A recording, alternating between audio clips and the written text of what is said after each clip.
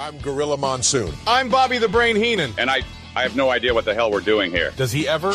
Gene, we're recording a promo for a podcast. What the hell is that? It's a show where... Promo, that's where you hype something. Why don't you be serious? He asked. Oh, Heenan, damn it, I know what a promo is. What the hell is a podcast? It's a show where people, they talk into microphones, usually from their house. Naked, too. Stop it. So, why do they do that? I'm not sure, really. Definitely not for the money. Huh. Oh. You better believe it. So, what's this one called? Let me see.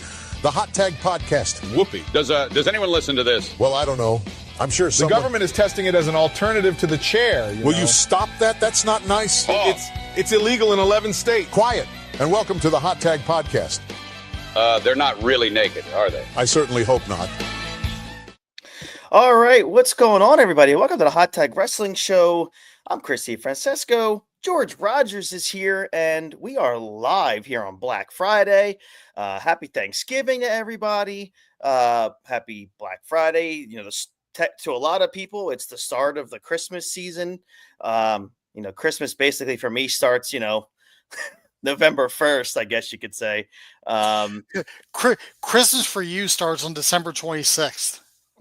It goes all the way to the following year. Yeah. It just never ends. That's great. But yes, we are here as promised. That if we're doing this Monday Night Wars thing every week, if we know anything about WCW or Monday Night Raw and pro wrestling, it's episodic. They don't ever really take any weeks off. So this is just how it has to be. We are covering Monday Nitro and Monday Night Raw from November 27th, 1995. George, we're fresh off the best Monday Night Raw that we have watched since doing this. And we've also, on the other side of the coin, have been watching a Monday Nitro that seems to be just so repetitive with the same things over and over again. Yet last week, they handedly beat Monday Night Raw in the ratings. What I think it was a 2.6 to a 2.2. I guess at this point, George, man, it's back and forth. It's like the Wild Wild West right now. It really is. It's all just chaos from one week to the next. Yeah. You have two companies who are, essentially in the infancy of TV. I know like Raw is 2 years in, but considering where they are now and the fact that Raw is still on, 2 years, you're still trying to get your footing. Yeah. Yeah. And Nitro, which is fresh to TV, mm-hmm. Since the Monday Night Wars have even started. Yeah. So there's no rhyme or reason to the shows for the most point. Oh, like no, they haven't. none.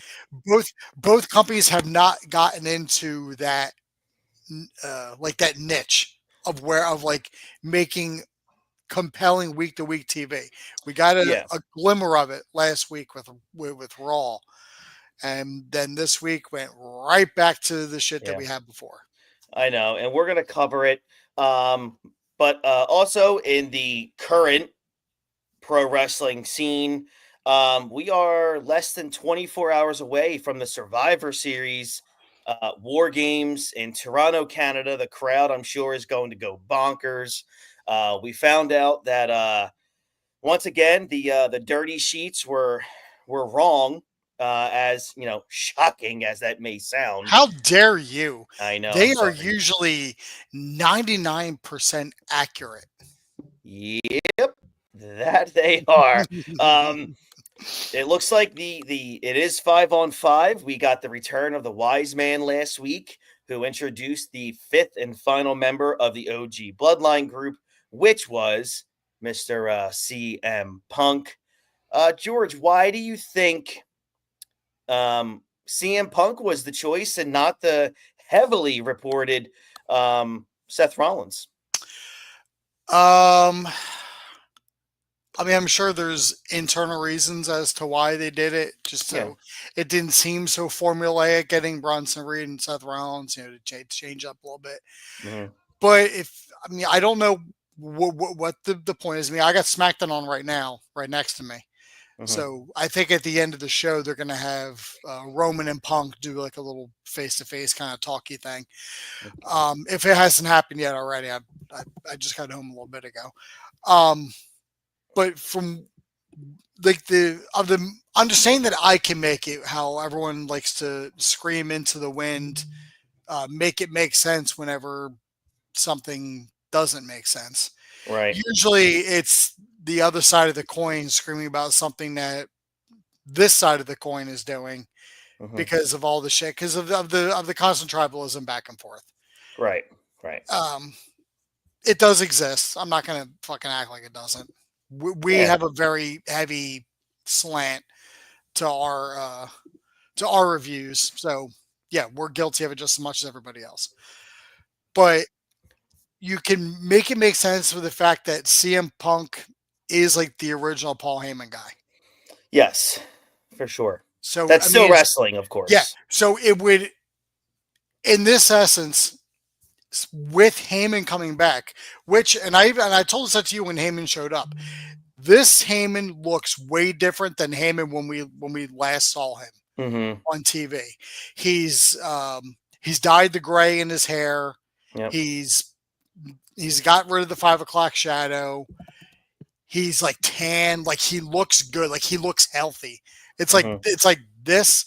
That's visual storytelling of how much being with Solo's bloodline was just deteriorating Paul Heyman, and just causing him stress.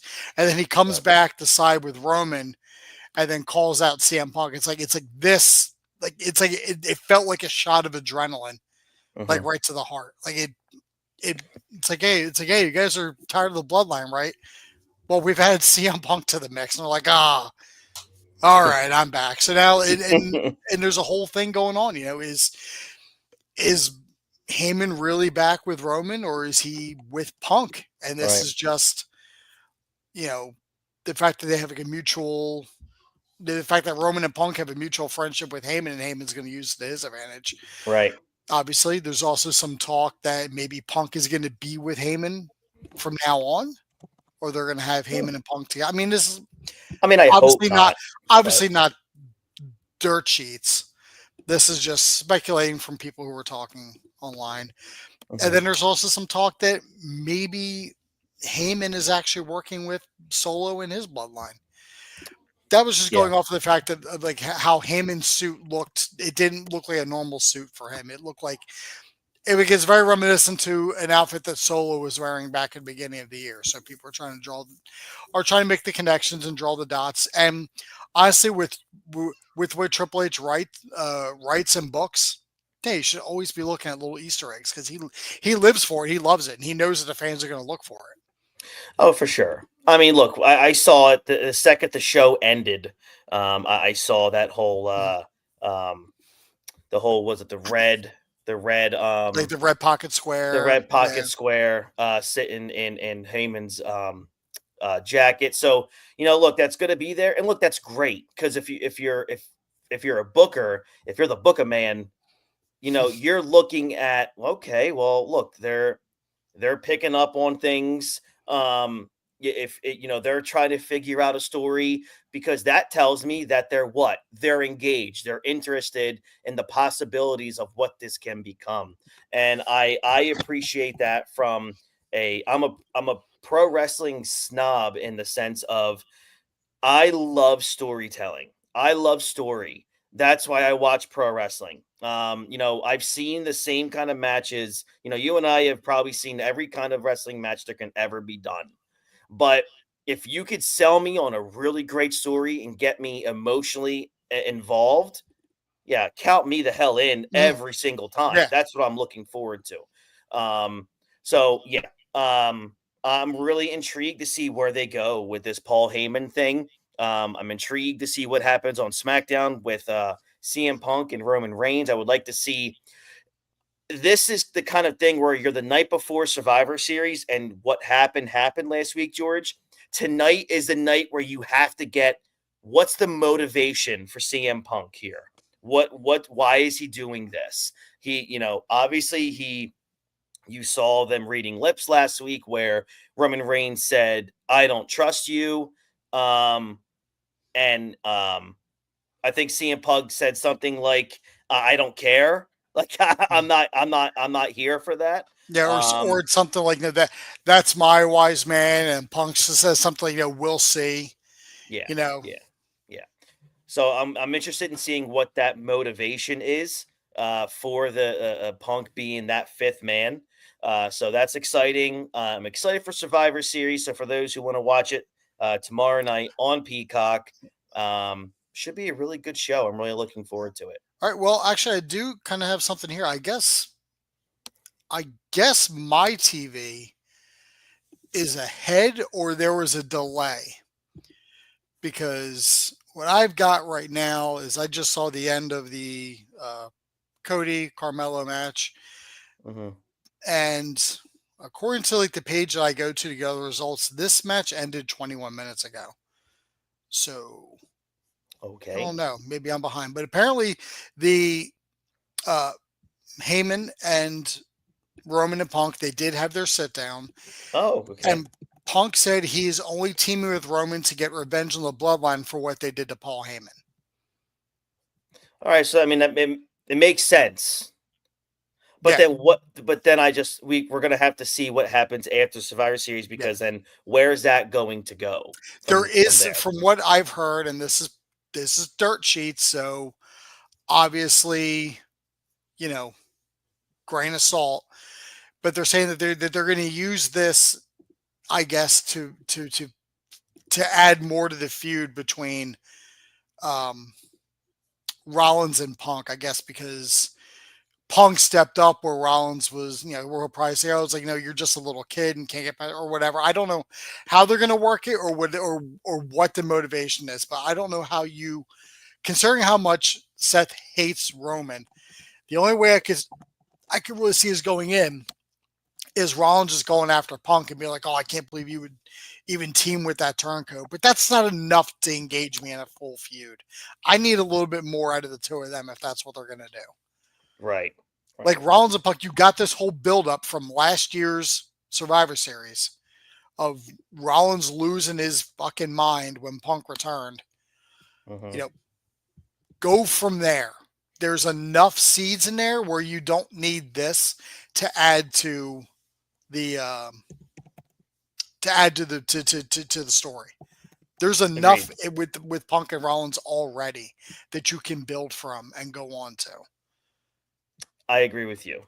I also believe that maybe part of this comes out where this is a way for Seth to be involved with CM Punk. Maybe this is one of those things where CM Punk can use this to get one up, to get his way to Rollins, or to Punk, or Rollins and Punk to go at it with each other, where Punk can use the idea of, look, man, you had your chance to be with that OG bloodline, but I snuck right in there for you and took it over because you're not good enough. I do think somehow, some way or another, this is going to rear its head around to Punk and Rollins in some way. Because it's, we're owed that match. We were supposed to get that already. I think we'll get it in April. I think you're spot on there. Well, I don't know, because I do think Punk's going to win the Rumble. Spoiler, that's my prediction, to win the Rumble. So unless Rollins is the world heavyweight champion by then I'm wondering what happens there. I think John Cena wins the Royal Rumble. So I think the final two is going to be Punk and Cena, and it's going to be one of those two. See, I would make me personally, I want Cena to win the Rumble, because then what? Doesn't he tie Stone Cold for the most Rumble wins with 3? Yep. So that, if you're going to do his final year, you might as well start tying or breaking records with the guy.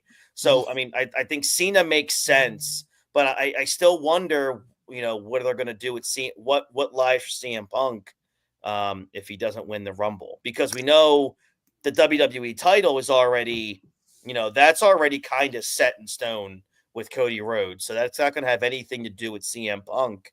I just wonder where they're going to go with that. What you could probably do is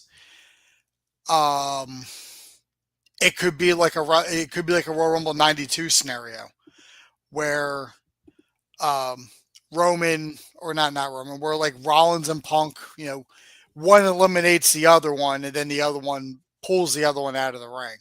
Mm-hmm. So Cena basically gets a win, not really by default, but he gets a win because these two can't stop fucking with each other. That makes sense too. Or like Rollins gets eliminated maybe early in the Rumble, and then he comes back and screws Punk out of winning because he's like and then the whole thing can be you're not winning a damn thing as long as I'm here. I'm going to prevent you, this, that, and the other, blah blah blah. Plus, if you get your final two with CM Punk and John Cena, I'll nut all day. Because you can make that like the end of the 07 Rumble where Shawn and Taker basically had a 10-minute match before one of them went over the top rope. Right. Yeah, that was spectacular. Still my favorite Rumble to date. But yeah, give me that. Give me all of that. All right, so let's get things started here. We are going to start this week with Monday Night Raw from November 27th, 1995. We are live from the Richmond Coliseum in Richmond, Virginia. Your host, as always, Vincent Kennedy McMahon and Jerry the King Lawler. The show starts off with a video package of HBK's collapse last week during his match against Owen Hart. Vince said it's a stark reminder of what can really happen on Monday Night Raw. This week, we have The Undertaker versus Kama as the winner gets the urn. Boy. Plus an interview with Bret the Hitman Hart that will be conducted by Brother Love. But most importantly is we got a barn burner to kick Raw off this week. We got Radford versus the almighty Ahmed, the original almighty Ahmed Johnson. This was what it was, man. A 2-minute and 50-second just squash. Ahmed gets the big win here. It was a quick win. Obviously, the real story was learning during the match, that Ahmed versus Douglas, Shane Douglas is scheduled for the In Your House pay-per-view. What was your thoughts on this one here? Yeah, just a generic match to put over Ahmed. I was so disappointed. Coming off of last week's Raw, we start this week with Radford and Ahmed. Right back to the same old shit. It was. After the match, Lawler heads ringside to interview Johnson. He tells Ahmed how Dean Douglas will teach him a lesson at In Your House. Ahmed then takes umbrage and gets into Lawler's face and says a whole bunch of things. But Douglas comes out dressed like a middle school teacher. Douglas puts over Ahmed's size and physique and how he has what it takes to be a star, but the road to stardom takes place in the classroom as he points to the ring. The one thing about Dean Douglas I'll say is the fact that he was dressed like a teacher who's like, hey, it's a nice day. Let's go have class on the lawn. Vince also brings up how Douglas had trouble this past weekend with Savio Vega in Philadelphia. Well, that trouble in Philly was not just a loss, but also reportedly the fact that he injured his back. And that led to something much bigger the following night at Madison Square Garden, where, according to Wade Keller of the Pro Wrestling Torch, Douglas was supposed to wrestle Razor Ramon, but said he was too injured and unable to wrestle, leading to Razor taking offense and claiming Douglas was trying to get out of a job. Woof. The doctor at Madison Square Garden forbid Douglas to wrestle, and a second doctor later in the week diagnosed him with a fractured vertebrae and a bulging disc. That match, which was held at the Spectrum, supposed to be held at the old Spectrum in Philly, would be the final time that Dean Douglas would wrestle for the company. Although he did have some matches taped prior to that are going to air in the coming weeks, but man, that's crazy. This is the end of old Dean Douglas here in the WWF. I know maybe you enjoy Dean Douglas. I know our buddy Dean's a huge fan of Shane Douglas. I think he's garbage. I always thought he was. I think he sucks. And I thought, look, I did watch ECW. I liked Taz a lot in that era. I loved RVD in that era.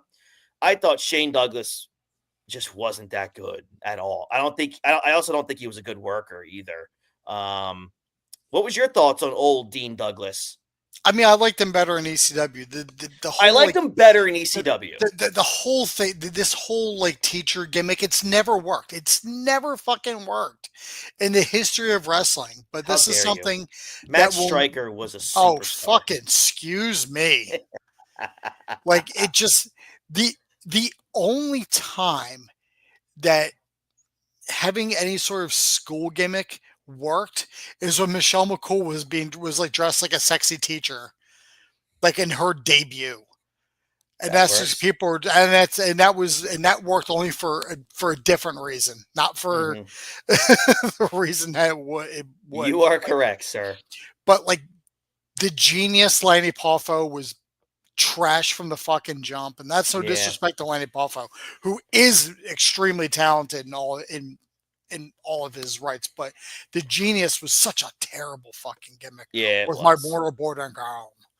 Like it just, and then we go to Dean Douglas, and then we get fucking Matt Stryker later. It's like the teacher gimmick doesn't work. It doesn't fucking work. It doesn't. I don't ever want to see another teacher gimmick in wrestling for as long as I live. It's just not relatable. I mean, if you're watching pro wrestling, why would I want to watch a teacher? Yeah, Like, I mean, I'm sure it'll show up, sense. and I'm sure it's going to show up in the other company because that's just how that works with them. Only a matter of time before Orange Cassidy's calling himself professor or some shit like that. I don't know. A list of World Tour de France dates are shown in a package narrated by the great Todd Pettengill. As we get back ringside to Vince and Lawler, they do a nice little product placement commercial here for Twix. This leads to a video on Sean and his recent attacks, starting from those 9 thugs in Syracuse and all the damage that he took at the Survivor Series until it all caught up to him last week in his match against Owen Hart that saw him collapse in the middle of the ring. And then we go right into a women's match that we can 100% skip over. I mean, it was Aja Kong and Tomoko Watanabe versus Alundra Blaze and Kyoko Ino, whatever. But this match got over 6 minutes on an hour telecast of wrestling. Like, whatever. Like, what was your thoughts on this, man? And why the hell did this get over 6 minutes? Listen, I don't know why anything happens anymore. The only thing now, we know that this was taped in advance. We know because Raw was for the most part. So we know this was taped in advance. So this was probably the fact that they still had these Japanese wrestlers from Survivor Series. Yep. You know, like they probably still contracted and whatever, give them a tag match, throw it on Raw. We're using them. So that's one way of looking at it. Yep. But it's women's wrestling in 1995. It wasn't there yet. It was what it was. It was what it was. It was. Yeah. It was. I don't want to say it was a gimmick, but women's wrestling in the night, it felt that way. Just because, like, when I came up, like when I was younger and I was watching, I watched Glow, like the Gorgeous Ladies of Wrestling. And I mean, knowing what I know about that show now and how it was not just like scripted, like how wrestling is scripted now, like everything with Glow was scripted right down to the point. And I'm just sitting like, wow, like everything was, I mean, it was literally just like a show. So, but you never saw any like serious women's wrestlers in the 90s. Like Alundra Blaze is the closest that we saw. Right.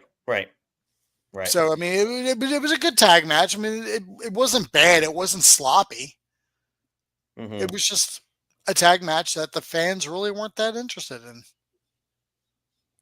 I agree. And that was, and like you said, that was 1995. It just, as the great Bruce Pritchard always says, a different time, different place. It was clear what they were doing with this, Kong being groomed to be that next challenger for Alundra Blaze. But look, I don't mean any disrespect to Medusa or anyone. I just don't care about women's wrestling then. And it still kind of stands like that to this day. Nothing against them. It's not relatable as a 37-year-old male. It's Female not related. wrestling, It's not relatable to us, it's just not. but Yeah. to like our female counterparts, for them it probably is. Oh, it's huge. Yeah. Absolutely. I mean, look, when Fanatics released their top 10 merch movers, Liv Morgan and Rhea Ripley are like in the top like 6. Like it's insane. crazy how much merch some of those ladies move. It's good for them. It's awesome. Yeah. But yeah.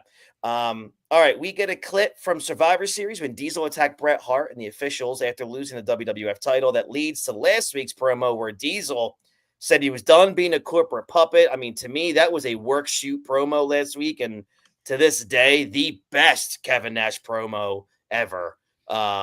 Just awesome. If you guys haven't done that, you could definitely probably YouTube it instead of chasing it down on the WWE network. Definitely look it up on YouTube. We have the Brother Love Show here with guest Bret the Hitman Hart. Yep, Brother Love. I love you. Each and every one of you. Brother Love won't let Bret get a word in and tries to say he's afraid of The Undertaker, then calls him out for making his mother cry. Bret finally speaks and says to achieve great things, you have to live like you're never going to die. He then calls out Diesel for being cheap after what he did to him at Survivor Series. Bret then goes on to tell Brother Love to shut up and avoids talking about The Undertaker before saying he lost to the British Bulldog clean in the ring at the 1992 SummerSlam. Hey, Bret, it's 1995, brother. Bret says he never stops thinking about that loss and looks forward to redeeming himself at In Your House. The interview ends, but Bob Backlund sneaks in from behind and puts Bret in the crossface chicken wing as Brother Love keeps talking, which was great. Backlund screams about Bret being a disgrace, then finally releases the hold and several referees pull him off. Look, I don't need to see Backlund again in this role, but I guess that they felt the need to have Bret get a win over Backlund after, what we saw at WrestleMania 11. If you go back and read Bret Hart's autobiography, Bret noted that after winning the belt, he had to wait 8 days before being presented on TV as the champion, and that getting attacked to end his segment did not make him look strong. And coming off the win feels like an afterthought to both Shawn Michaels, the man he defeated, Diesel, and he was, I guess, correct in this assessment, as this was rather lousy, but dude, in 1995, Bret Hart should not have whined about looking strong. He was Teflon in 1995. You're also a babyface, you idiot. Like, this is a good thing for your character because now you're being attacked from behind by a blithering heel, and you're now gaining some sympathy to go get him and kick his ass. Why are you whining about looking strong in 1995? Because it's almost like every face champ needed to have like that Hogan type look, where like Hogan never looked weak. Hogan always looked strong. But he's not Hogan. That I agree with you. Yeah, I know. I'm not yelling at you. Yeah. But unfortunately, even if you look at a lot of the face champions, that was the mindset, because that was what was drilled into their heads by Vinny. Is that white meat baby face champion who is going to overcome all the odds. Mm-hmm. But like Hogan was never really left laying or made to look weak, so there's nothing for him to overcome. He would just overcome being sad and shaving off his mustache, shit like that. But like Bret getting it, and that's probably just what Bret doesn't realize, the fact that he's getting attacked, he's being left laying. Like his demographic, especially the kids, because he's always putting his sunglasses on, like some little kid in the crowd. Yeah, you're gonna get major sympathy face points. You're gonna get that big cheer when you get the win, when you overcome the odds. I agree. And guess what, Bret? In 1995, your biggest demographic were 12-year-olds. So you're getting that sympathy as a babyface.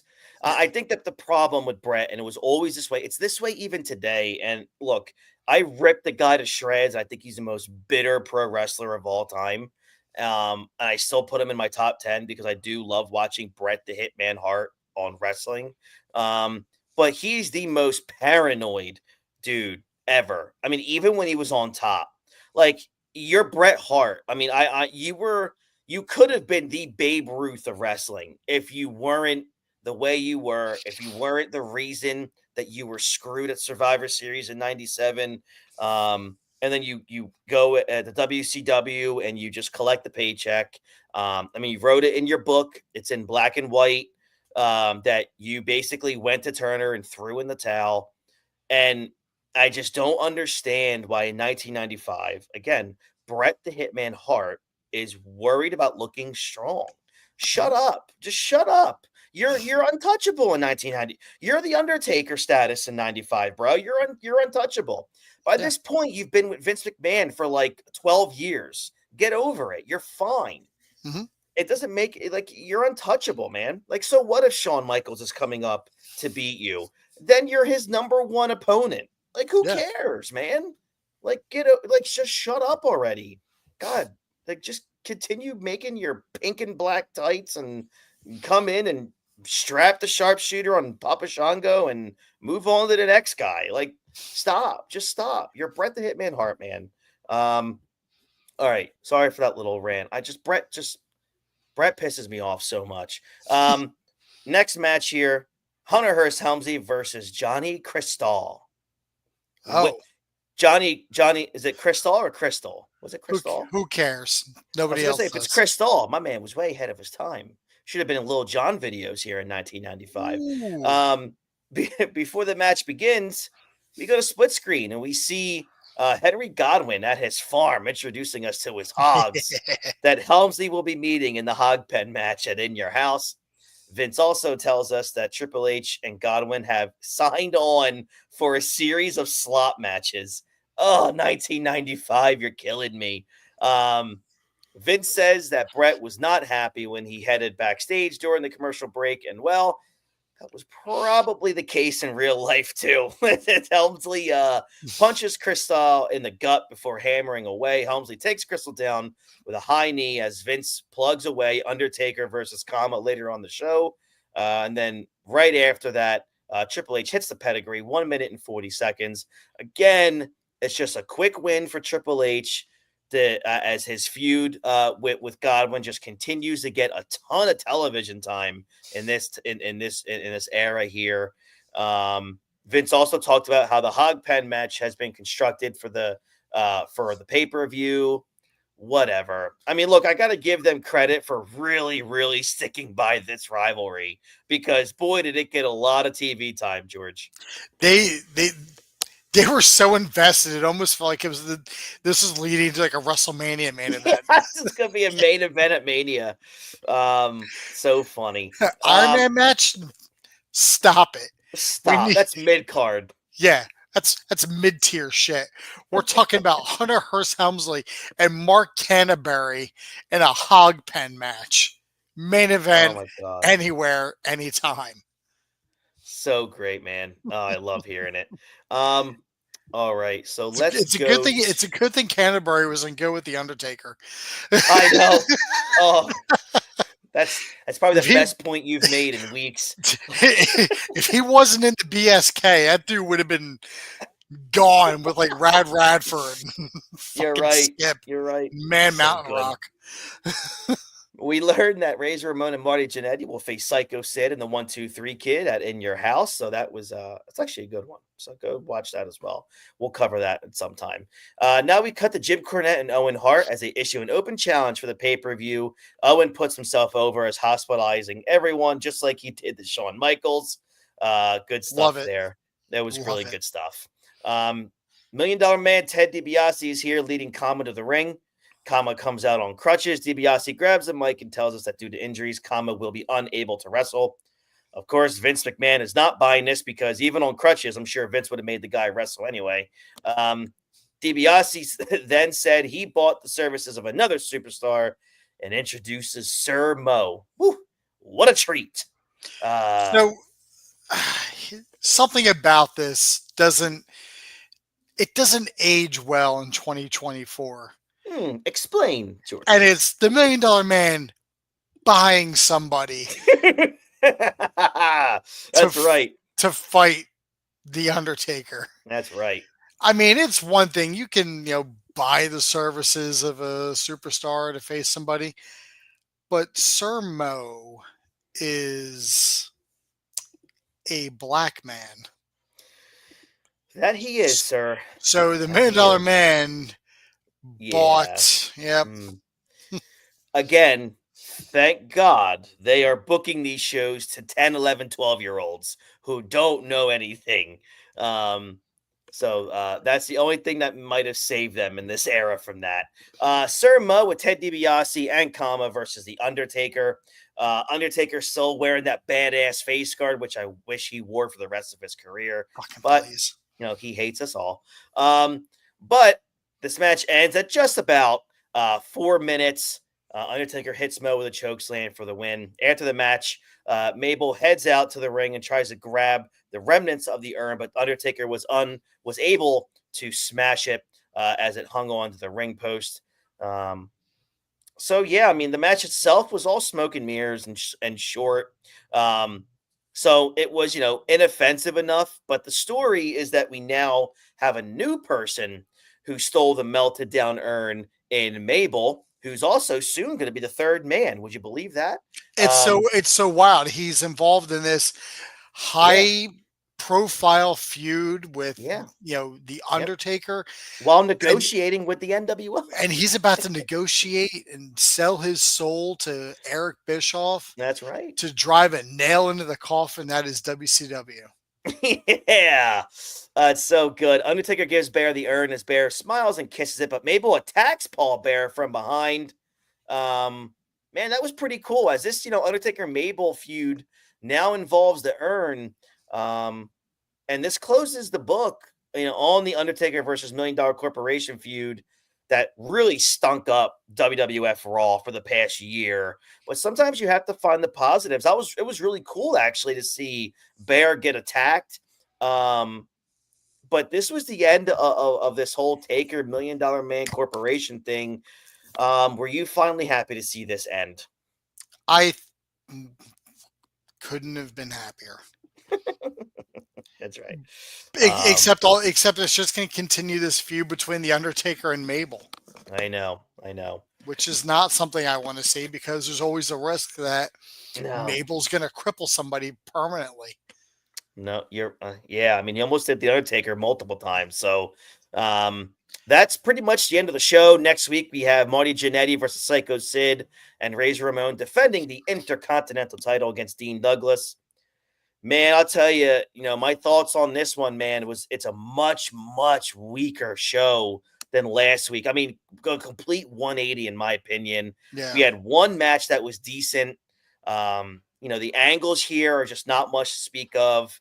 Although it was proof again, it looks like the crowd really enjoys Ahmed Johnson. But, I do think, on paper, next week's show has a more prestigious lineup on paper than what we saw on this one in terms of matches as they continue to shore up that In Your House card.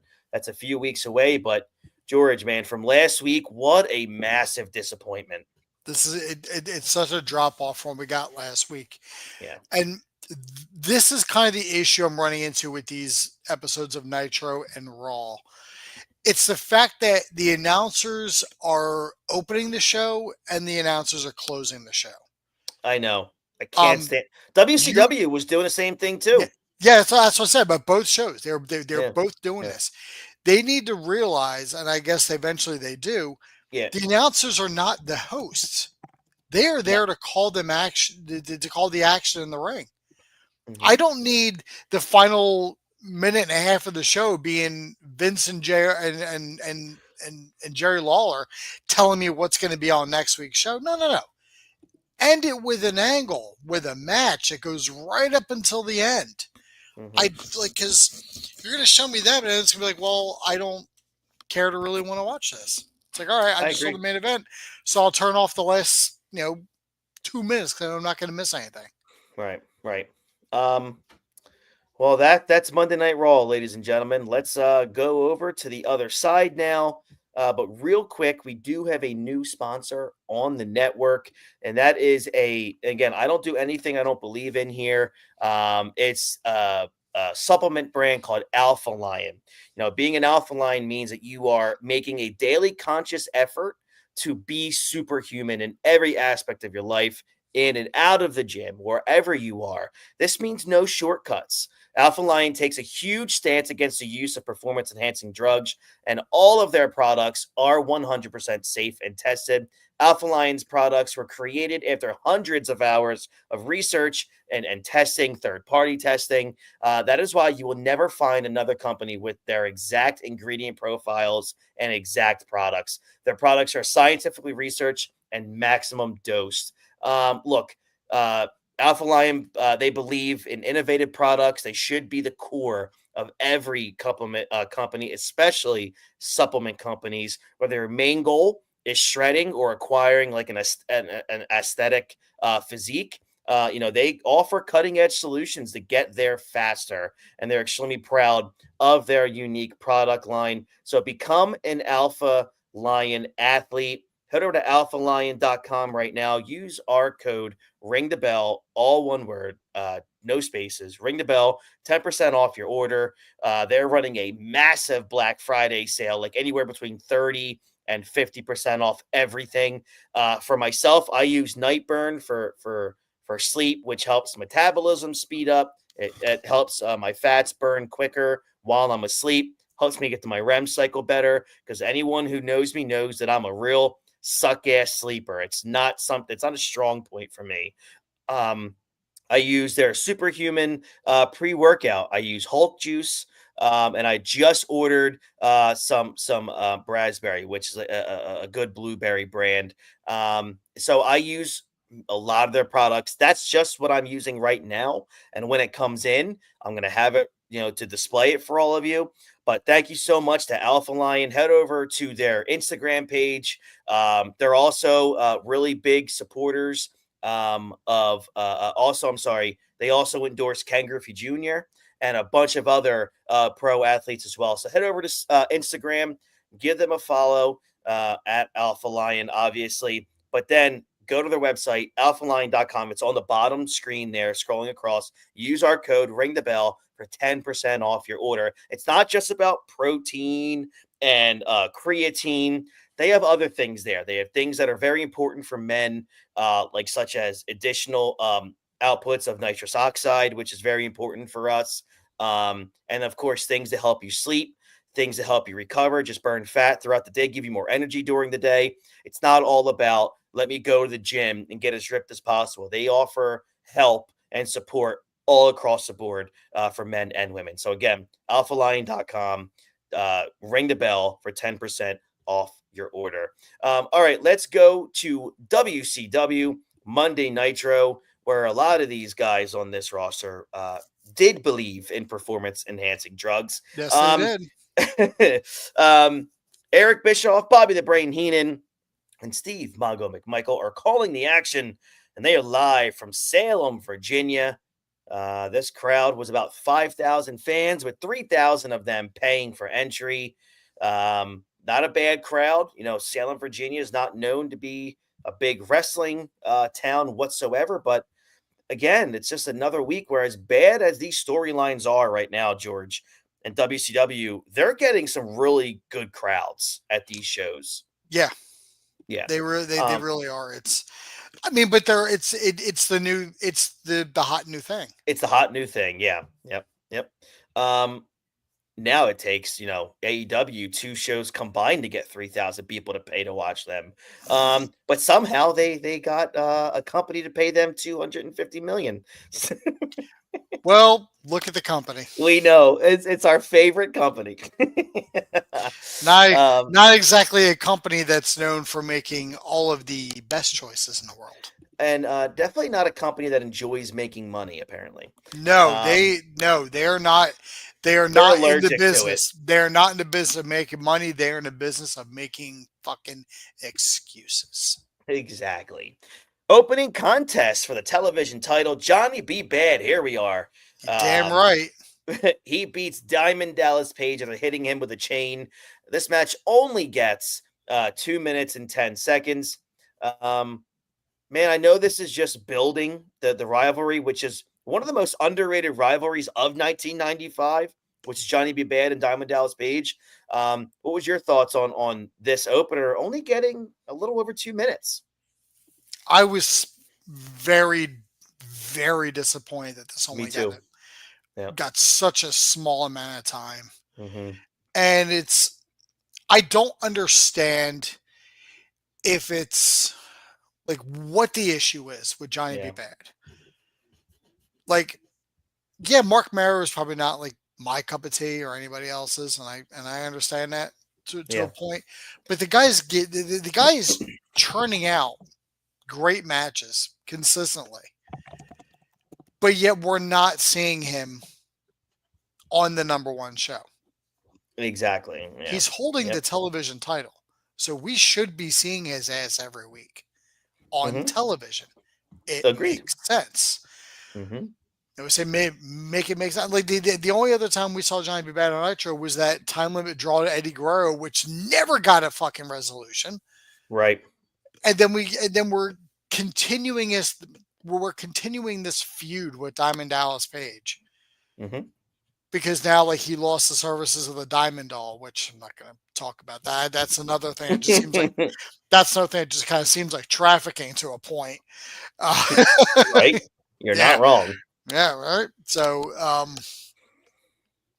but we're continuing on with this, and we're not use the TV title to build up some of these guys. Alex Wright, Disco Inferno, Dean Malenko. Like, these are people that we've seen debut on Nitro that they're doing dick with. They're not doing anything with these guys.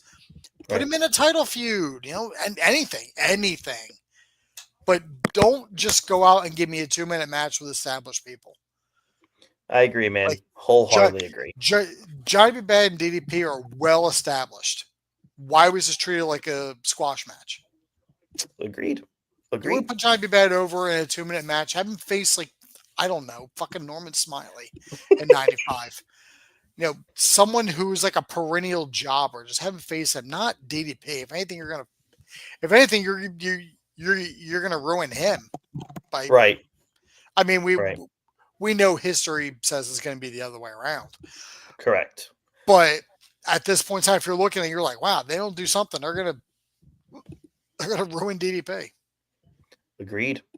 All right. So after the match, Johnny B. Bad asked Doll whether she wants to throw the chain to he or Page, and the Doll is evasive, saying all that matters is that Bad won. By the way, can I please just say, Diamond Doll, I mean, good prime. Soup.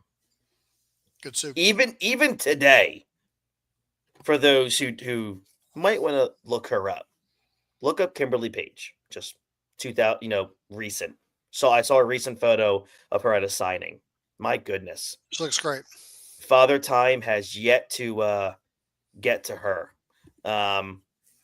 So that's pretty not that bad at all. All right. Mean Gene Okerlund interviews Kevin Sullivan and Jimmy Hart. Just God, give me strength.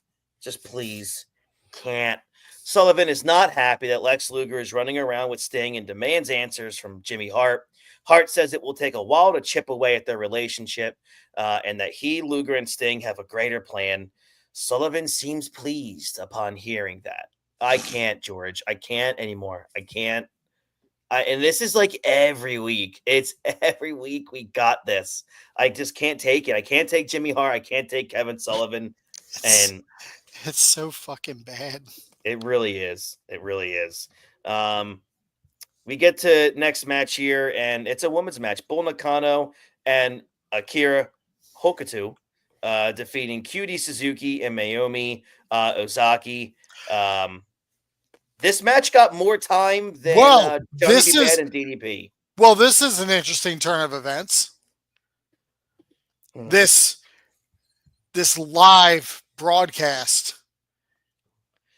booking a tag team women's Japanese tag match as the second match on their show. Mm-hmm. Huh. Where have I seen this already this week? This, like I told you, it's like this to me was clearly, hey, they did this. Let's do it too. and we'll try to do it better, pal. This is the second World War III rematch on this broadcast, but Mike Tenay is not here. Fans do not get as good of a backstory on these competitors like they did at the pay-per-view the previous night. It was what it was. Again, this match went almost 5.5 minutes. Whatever, but the important thing is who's next. This, and also watching this match and then watching the other match, because after I saw the one, I was like, what? It's clear that with this show's women's tag match, this one was not as crisp as the other one. Right. There was a lot. I'm like, ooh, like that was an obvious miss. Mm-hmm. I mean, granted, women's wrestling was what it was in the 90s. I'm aware. But Alundra Blaze and Aja Kong gave me a little more professionalism. Exactly. Than these other women not named Bull Nakano. That's right. You're not going to catch me saying a crossword about Bull Nakano. No, not at all. She'll beat the piss out of me and make it look like a suicide. That's right. That's really good. I like that. Bull Nakano, by the way, again, 2024. She looks great. Yeah. So good on her. Good to see she finally got in the Hall of Fame too. That was nice. Absolutely. Yeah. Here we are, the most important piece of all of this, as we get to every single week. Hulk Hogan pins Hugh Morris after a leg drop at 3 minutes and 45 seconds. Bischoff informs fans that WCW's executive committee has officially declared Randy Savage as the WCW champion, despite the finish at World War III the night before. A startling decision because it was very clear that Hogan went under the bottom rope. This is just, this is an abbreviated Hogan match. He sells a few moves, kicks out of the what's it called? The no laughing matter before hitting the leg drop. And that was it. Hogan, of course, as you can hear, gets booed after winning this match. Basically a mirror image and sounds from what we heard at World War III the night before. George, I didn't ask you, what was your opinion on World War III, the pay-per-view? I actually enjoyed the show. Overall, it was enjoyable. Yeah, I agree. That fucking battle royal. What is it with this jerk off Hulk Hogan? I don't know, man. He can't just win. He can't just lose anything clean. There's always got to be fuckery involving him. There's always some shit with Hogan. Like, oh, what? Now you can't be tossed over the top rope clean, you piece of shit? God forbid you make anybody else look good around him. Like, and poor fucking Randy has got this title. Just deserve this fucking title because it's Randy Savage. And the fact that this guy actually gives you 110% every week, as opposed to the fucking blonde-haired jackass who shows up when he feels like and gives about 40%. But like now he's like, oh, like that's my title. It's like, let him have a fucking win. Can you let him have a win that's not controversial? I mean, it's bad enough that like Randy Savage held this title, the WCW title, 4 times for like a total of 64 days. Jeez. Because this title reign is only going to last a month before he drops it to Flair. And then Mach is going to get it again. But he's also going to hold that for a month before he drops it to Flair. And then after that, Mach only gets that title 2 more times. And both of those times are 1-day reigns in which he loses the next night to fucking Hogan. Yep. And Hogan's got the balls to claim, like Randy Savage is my brother. Fuck you. No, he wasn't. No, he fucking wasn't. You did everything you... Because this peckerhead did everything he could to keep down everyone else around him who was better. And Yep. like, I know we always say that, like, in jest, like, that doesn't work for me, brother. But when you go back and you're watching this shit and you can see it actually happening, you're like, it feels fucked up. I know. That's the thing, is it feels so wrong. Like, how many people got wronged over the years because this guy was too worried about losing his spot. Dude, you're Hulk Hogan, you're Teflon. You're never going to lose your spot at all. Yep.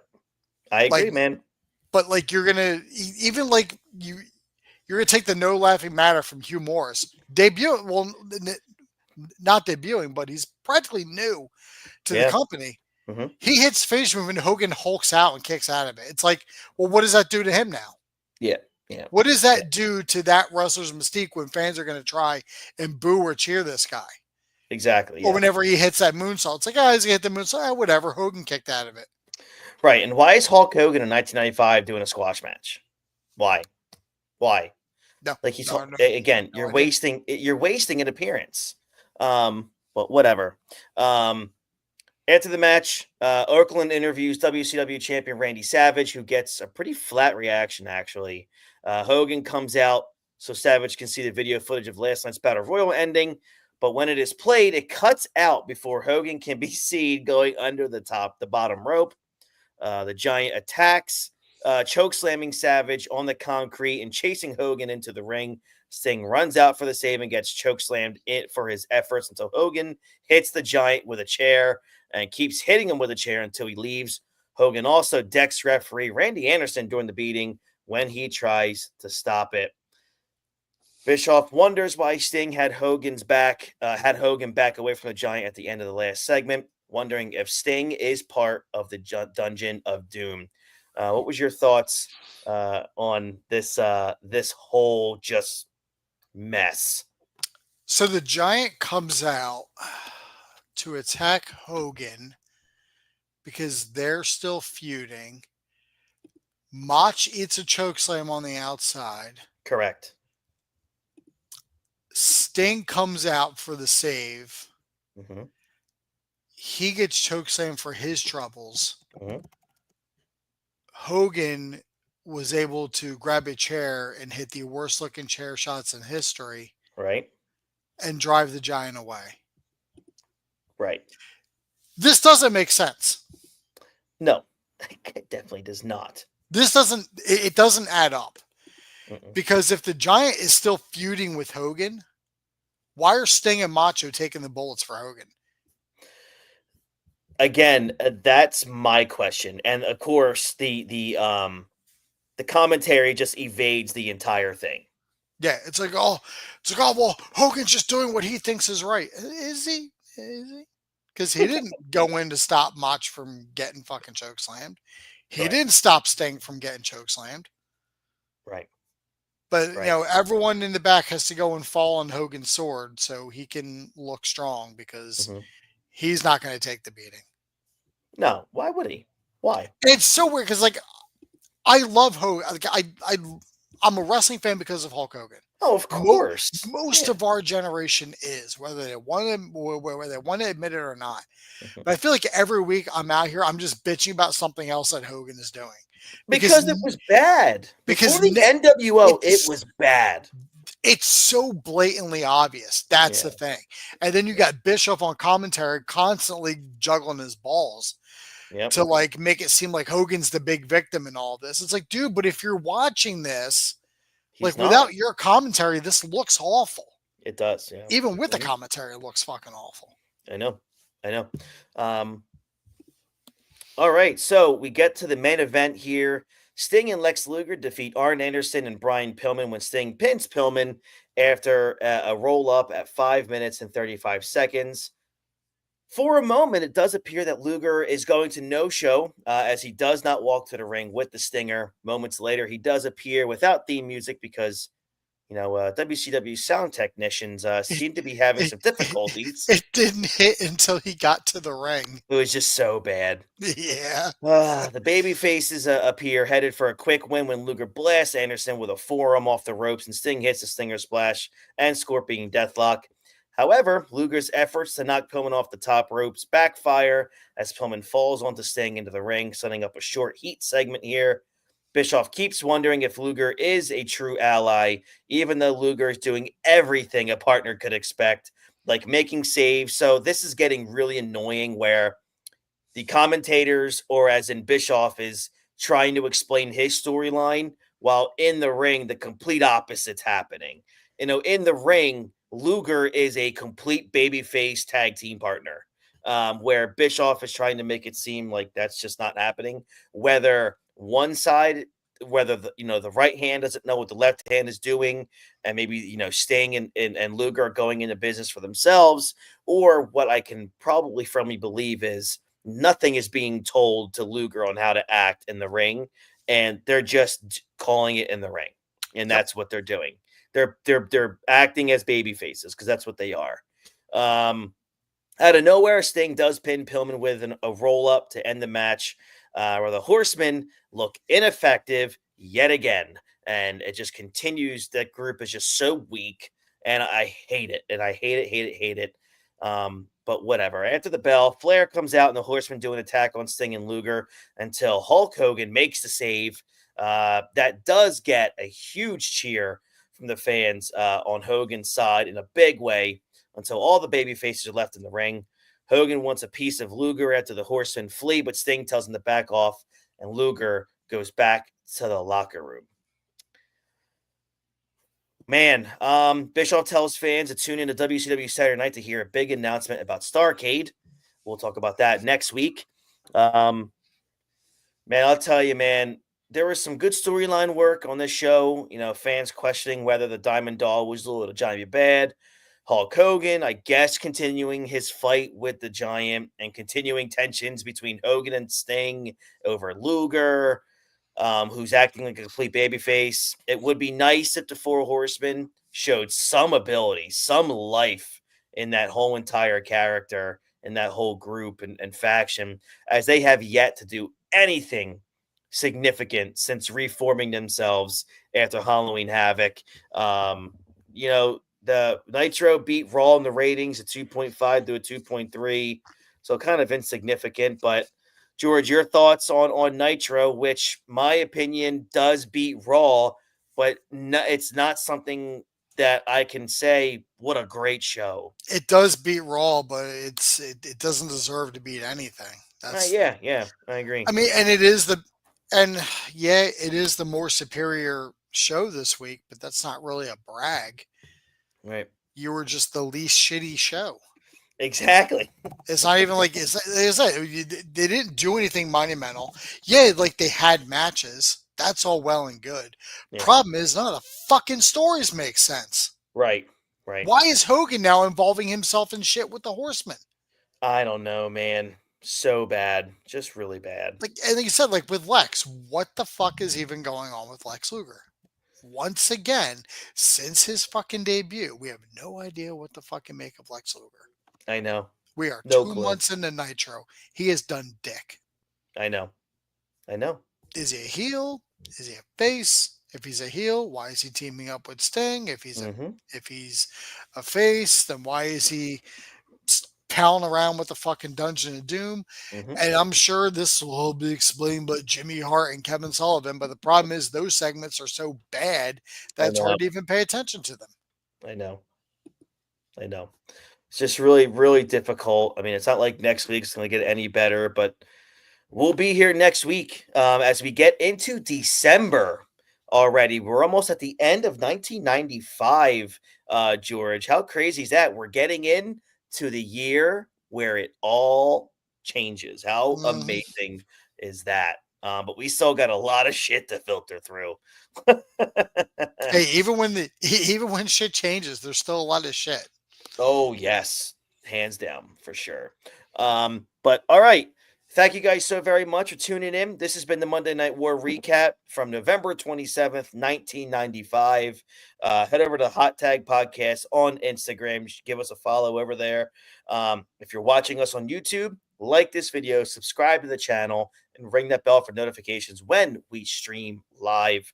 again. So head over to SeatGeek.com, use our code Ring the Bell for $20 off your very first ticket purchase to help out the show as always. Head over to alphalion.com, use Ring the Bell as your code for 10% off your order. And I want to thank everybody for last week's show we're almost at 3,000 views already. Just ridiculous amount of people are catching on here. I'm really excited. Again, something I believe since the beginning is that the Monday Night Wars still has just incredible cachet and interest with wrestling fans. And the fact that George and I are doing this every single week in order for you guys, it really gives you guys something to chew on every single week. We're not flopping all over the place. We're not doing November of 95 today. Then next week we're doing October of 98. This is every week. We are in order, whether the shows suck, which most of them have. We're here to talk about them because we're going back in time now, 29 years, and we're watching these for the first time in a long time. So it's a fresh perspective, a fresh outlook, fresh opinions, and then we're mixing in some current stuff as well. George, thank you very much, man. I know you guys are done with the multiverse for the end of the year, correct? To the end of the year, yeah. It was just one of those things where it was a couple years ago. Dean and I both got sick around the holiday season, so we weren't able to record.